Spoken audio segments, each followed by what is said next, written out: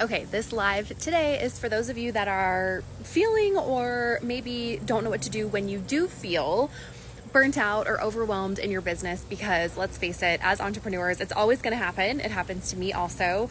More the overwhelm than the burnout these days, but no matter what, you're always going to face burnout and overwhelm in your business. So how do you reconnect back to the soul of your business to move out of burnout and overwhelm and back into the place where you love your life and you love your business and you have that feeling again of, this is why I started this?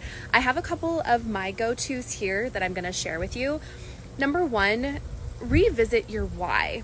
Now, for those of you that are in Soul Business Accelerator, you know that I talk about having an earthly why and a other like more spiritual why. So I think we need to have both in order for a business to work. I don't think that there's any way I would be where I am right now if I were just in this business for the sake of building a business or for the money or for whatever. I think we have to have this, the way that why it's called Soul Business Accelerator is because we are here for a reason. We are here because we have our medicine, our purpose. We have gifts to share with the world, and the world needs our medicine, and it's basically our responsibility to put that work out there. So I feel to my core that my purpose here on earth is to help you all to awaken to your divine gifts, to figure out what your medicine is, and then be able to get your work out there so that you're able to make the impact that you know you're destined to have while earning an incredible living at the same time. So I always have to reconnect back to my purpose. My earthly why when I started my business was I needed to get to $10,000 a month so that I could leave my marriage and be able to support myself and my kiddos.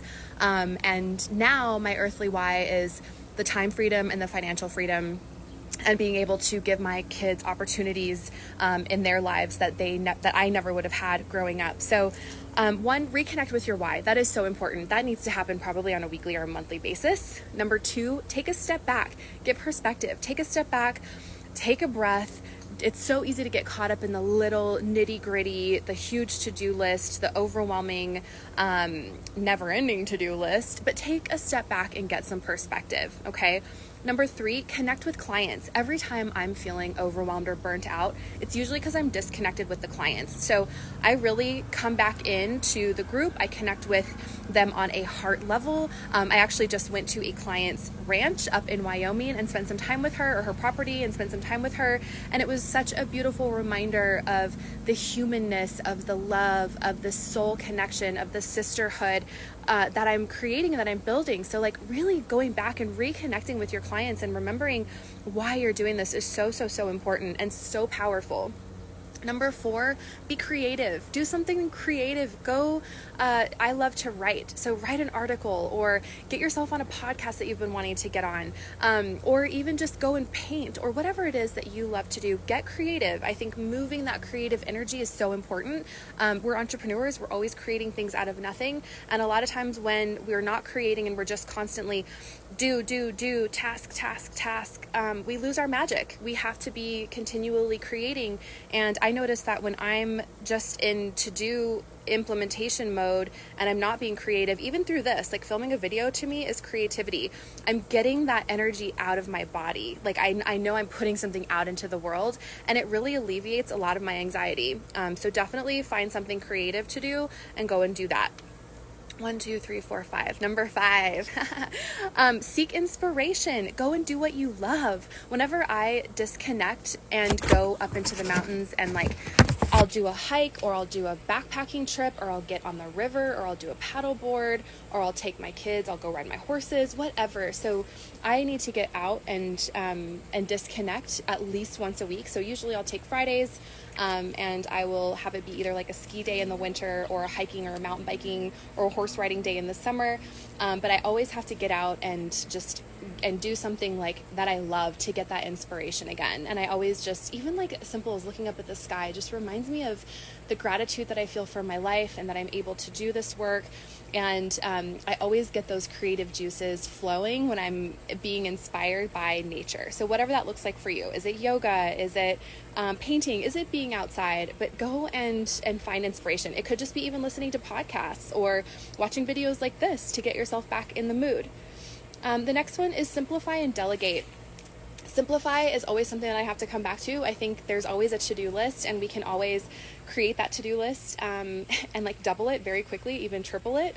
And so for me, it's just really important to remember whenever you're overwhelmed or you're not seeing the results you want in your business, come back to the basics. Simplify. What are the most simplest things that work to get clients, the needle moving, revenue generating activities, and just focus on those.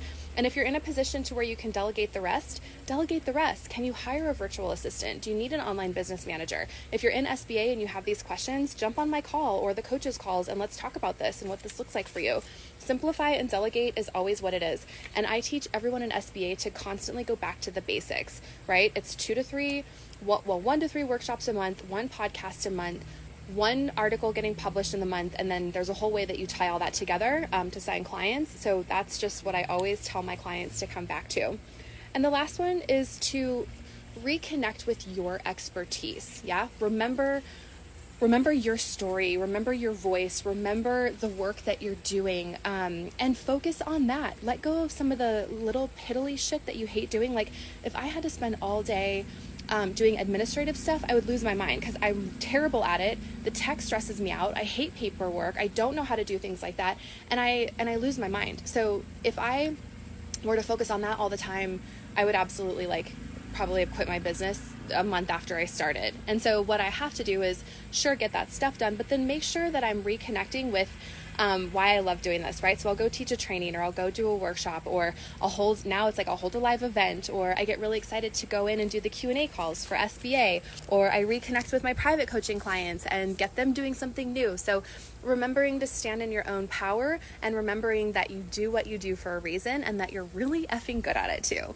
I hope this was helpful. These are all my go-tos for whenever I'm feeling overwhelmed and burnt out, and I'm really needing to reconnect back with the soul of my business. So if you're not in SBA and you are looking for support, and you want to hit 6 figures in your business and you want the roadmap and the guidance and the coaching, it's a year-long program, and we get results and have a ton of success in there, and have a really fun, soulful time doing it. So you can just send me a message and I'll get you on a call with one of my enrollment girls, and you can see if the program is right for you or not. But yes, don't forget why you're doing this. Don't forget that your work is so needed out in the world, and you've got this.